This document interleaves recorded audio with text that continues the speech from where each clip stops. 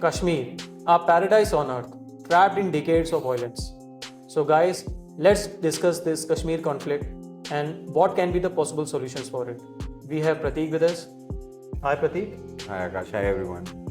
सो यार ये बताओ, जो ये ऑनगोइंग कश्मीर में जो हो रहा है और इंडियन आर्मी जो एक्शन लेने वाली है इंडियन गवर्नमेंट के थ्रू, ये कैसे लगता है, क्या आगे इसमें होगा, कैसे क्या पाकिस्तान कुछ उसके अंदर चेंजेस आएंगे? अभी 22 अप्रैल को जो हुआ वो एक इनह्यूमन एक्ट था और अनएक्सेप्टेबल है ऐसी चीज़ें।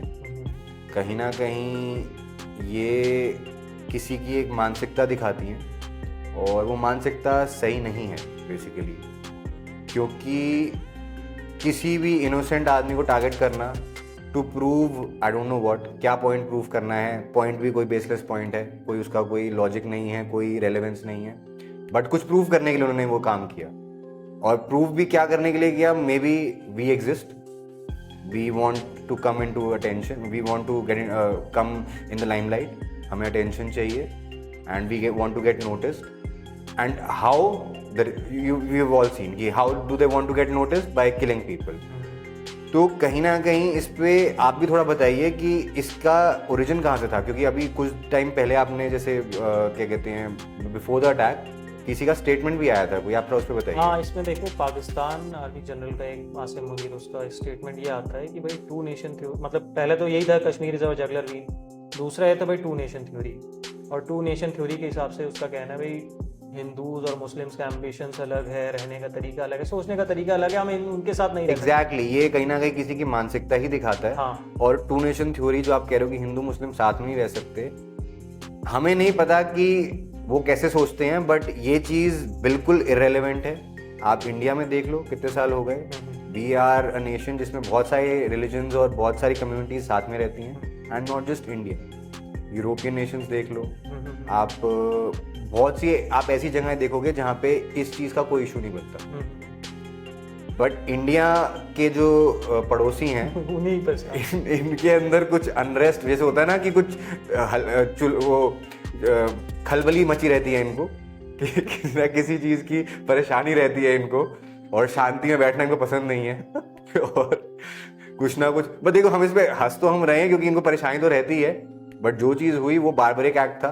और कहीं ना कहीं we all have come to support the victims, क्योंकि ये चीज़ अभी अगर नहीं रोकी गई तो कहीं ना कहीं ये चीज़ फ्यूचर में किसी के साथ भी हो सकती है और कहीं पे भी हो सकती है। ये तो सॉल्यूशंस जैसे कि पहले इंडिया कंडेम करता था पॉलिटिकली या कहीं ना कहीं जियो पॉलिटिकल प्लेटफॉर्म्स पे, पाकिस्तान को कंडेम करता था, डिप्लोमेटिकली उसे आइसोलेट करने की कोशिश करता था, तो क्या लगता है इस बार जो सॉल्यूशंस है क्या इसी टाइप से होने चाहिए या कोई एक्शन किसी टाइप का?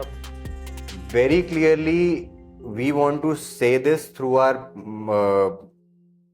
our channel that we should always support peace, and we should always try to have a peaceful solution to anything. Like we should try to solve it in a peaceful manner, but wherever violence is required to counter violence, because ये act ऐसा था जिसमें I don't think इनको peaceful एक talk के through चीज़ें समझ में आएंगी।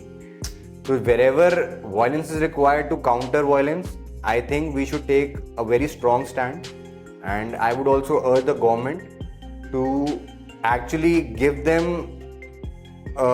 teach them the way they understand things, the language in which they understand things, because कहीं ना कहीं ये चीज़ें बहुत ज़्यादा लाइन क्रॉस करने वाली हो जाती हैं, और हम लोग बहुत टाइम से कोशिश कर रहे हैं कि हम ऐसे कॉन्फ्लिक्ट्स में उनके साथ ना एंगेज हों, बट जैसे मैंने बताया कि खलबली मची रहती है, एक चुल मची रहती है, एक परेशानी है उनको किसी चीज़ की, और शांति से उनको रहना पसंद नहीं है।